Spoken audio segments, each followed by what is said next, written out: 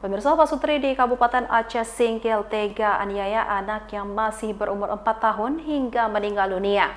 Naasnya, Pasutri itu merupakan ayah kandung dan ibu tiri korban.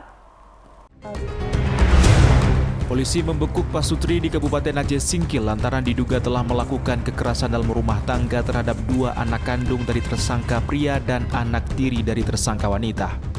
Akibat penganiayaan yang dilakukan keduanya, satu korban laki-laki yang masih berusia 4 tahun meninggal dunia. Penganiayaan yang menyebabkan kematian itu terbongkar saat korban anak perempuan dan warga melaporkan kekerasan yang dialaminya ke Polres Aceh Singkil. Dari keterangannya, ia dan adik laki-lakinya yang masih berusia 4 tahun sering mengalami kekerasan dari ayah kandung dan ibu tirinya.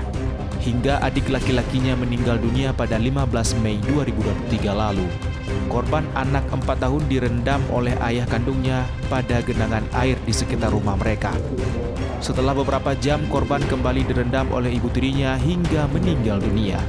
Tersangka kemudian membawa korban ke puskesmas dan beralasan korban terjatuh dari tangga.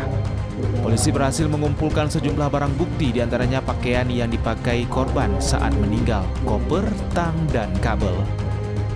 Dari alat bukti yang ada tersebutlah pihak penyidik bahwa peristiwa adalah peristiwa pidana dalam ini kekerasan dalam rumah tangga yang berakibat meninggal.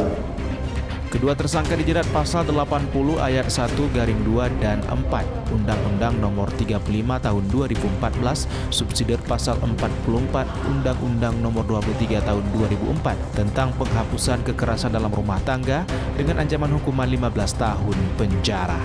Dari Kabupaten Aceh Singkil, Suparman Munte, iNews melaporkan.